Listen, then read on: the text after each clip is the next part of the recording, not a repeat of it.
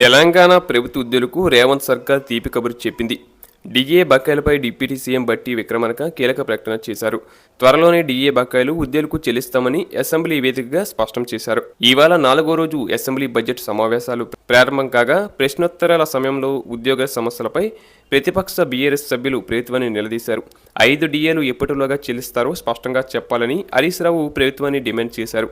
పీఆర్సీని మళ్లీ పొడిగించే ఆలోచన ఉందా లేదా అనే విషయంపై కూడా స్పష్టతనివ్వాలన్నారు. ఇక విశ్రాంత ఉద్యోగులకు వైద్యం సరిగా అందడం లేదని, వారికి ఇవ్వాల్సిన బకాయిలను త్వరగా చెల్లించాలని ప్రభుత్వాన్ని కోరారు. ఎక్కడికి వెళ్లినా పీఆర్సీ డిఏల గురించి ఉద్యోగులు అడుగుతున్నారని మరో సభ్యుడు కల్వకుంట్ల సంజయ్ అన్నారు. పీఆర్సీని ఎప్పుడు నియమిస్తారో ఆర్థిక మంత్రి బట్టి చెప్పాలని, విశ్రాంత ఉద్యోగుల బకాయిలు ఎప్పుడు చెల్లిస్తారో స్పష్టం చేయాలని డిమాండ్ చేశారు.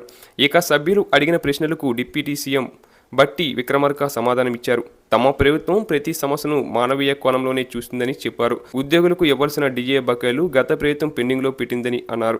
3 డిఏ బకాయిలను గత ప్రభుత్వం పెండింగ్ పెట్టిందని, తాము త్వరలోనే డిఏ బకాయిలు ఇస్తామని హామీ ఇచ్చారు.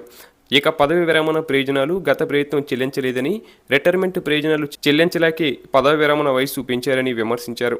దానివల్ల తమ ప్రభుత్వంపై అదనపు భారం పడిందన్నారు. అలాగే గత ప్రభుత్వం 40,154 కోట్ల బిల్లులు పెండింగ్లో పెట్టిందన్నారు. ఉద్యోగులకు కూడా 4,571 కోట్లు బకాయి పెట్టారని అన్నారు. సాధ్యమైనంత త్వరగా ఉద్యోగుల బకాయిలు చెల్లిస్తామని బట్టి విక్రమార్క హామీ ఇచ్చారు.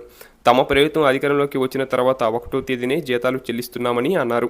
పెండింగ్ బకాయిల కింద ప్రతి నెల 700 కోట్లు ఇస్తున్నామన్నారు.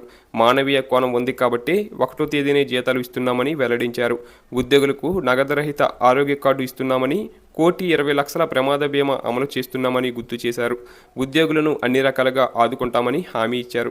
కాగా ఈ ప్రభుత్వ చేతల్లో మానవీయ కోణం కనిపించడం లేదని, పీఆర్సీ డిఏల బకాయిల గురించి డిప్యూటీ సీఎం బట్టి స్పష్టంగా చెప్పడం లేదని హరీష్ రావు అసహనం వ్యక్తం చేశారు. విశ్రాంత ఉద్యోగులకు బకాయిలు ఎప్పుడు ఇస్తారో స్పష్టంగా చెప్పాలన్నారు. ప్రభుత్వ వివరణ పట్ల నిరసన తెలుపుతూ వాకౌట్ చేసి సభ నుంచి వెళ్లిపోయారు.